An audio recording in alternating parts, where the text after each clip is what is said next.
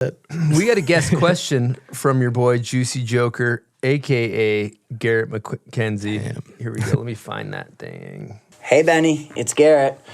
I got a question for you. I think it's a good one. Do you think that if you had to, you would be able to spend a night alone at my parents' old farmhouse? I'm sort of under the impression that you wouldn't be able to, which rightfully so, it was a scary place, but I kind of got to know. Love you, brother. Can't wait to see you when you come home. Damn. Can we get an air horn for Garrett? Absolutely. Big time. That's my brother right there. Dude, his parents lived in the scariest house I've ever been in. Like, it was out in the middle of nowhere, out in, like, the sticks of, like, pretty much 5 minutes away from Wild Mountain. Just, like, sketchy. Like, it's like where a horror film would be filmed, like, or a horror movie. But it was a house that was built in, like, 1850. And the story behind it was that one winter in, like, 1890, this girl named Emily, she was probably 10 years old and got super sick and died.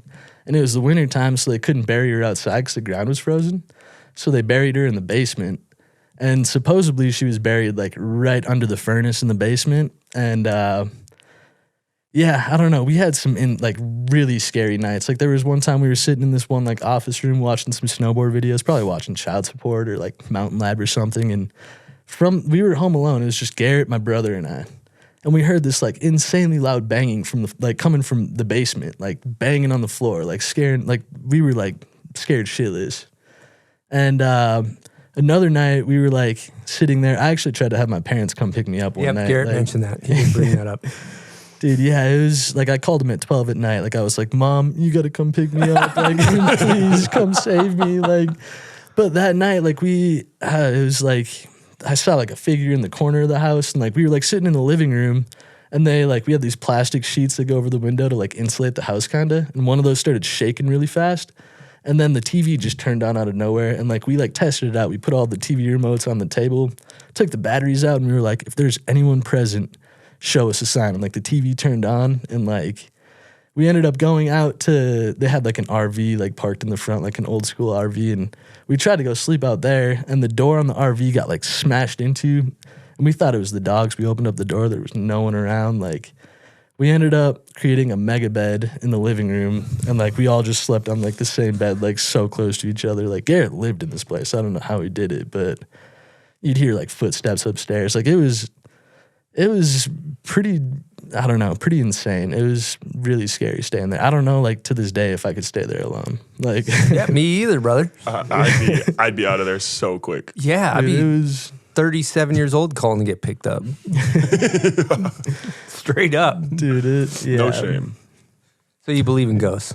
I believe in ghosts, yeah. Okay. I was going to say, you've had your fair share of run-ins with some haunted houses, haven't you? Dude, yeah. Actually, one time on one of the Snowboarder Mag trips, we were all up in, like, some, like, Vasa, Finland or something, like, way up north. And it was like Reed Smith, Finn Westbury, Eastone, Mia Lamson, Derek Weimer. And we, like, ended up staying at this, like, schoolhouse compound. There was, like, it was, like, built around a roundabout. There was, like, 5 houses. And right near the entrance, there was this big barn. And we show up, and there's, like, not as many beds as they said there was. So, like, Eastone and Derek Weimer go to the barn, and they're walking in the basement of the barn, and they hear someone run across the floor upstairs. And they, like, go upstairs, and there's just, like, probably, like, a 40-foot hallway with just, like 20, 30 beds, like, lined up, and no one up there. And, like, that was, like, right when we got there. And then, like, later that night, Eastone was, like, smoking a cigarette out on the porch. And he looks at the farmhouse, and in one of the windows, he was watching this white figure, like, move in front of the window and then move away. And he thought he was, like, tripping. So he came and got all of us, and we all sat out on the porch and watched this white figure move in front of the window and then move away. And we all, like, had to get to the bottom of it. So we walked up to the window, and there was, like, it was, like, a 8x8 room with just a queen size bed and nothing in there. And, like, yeah, it was a wild experience. We ended up staying there on Friday the 13th too. Oh yeah, Cooper and Whittier was there too. And so one morning we wake up and the landlords are inside the house. They're like these 2 80-year-old dudes. One of them had like a stubby leg, like he was like limping around. And they left the door open to like the owner's closet, and we found a little baby doll in there. And E-Stone, being the shithead that he is, he started messing with everybody. And like he ended up like putting the baby doll under his mattress. So like in the middle of the night, it'd be like 3 a.m. He'd roll over and you'd hear the baby doll just like go off. And like he was such a menace. And dude, it, like Friday the 13th, Cooper Reed and I made a mega bed again. We put all our beds together. Slept like, within arm's reach.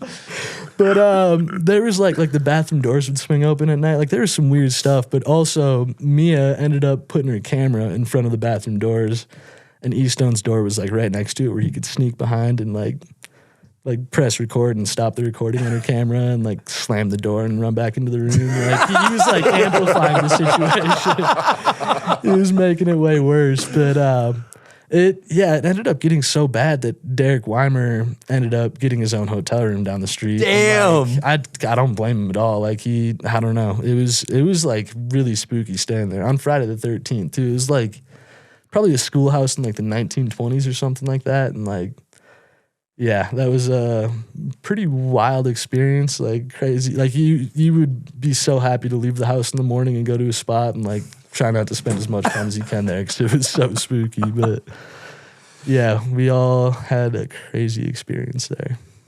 God damn. Yeah, that was for everybody or beta? That was beta year. Yeah, okay. You guys were kids. Yeah, we were fresh out of high school, Reed, and Cooper was like 16 or something. Like Cooper was really a baby. Yeah.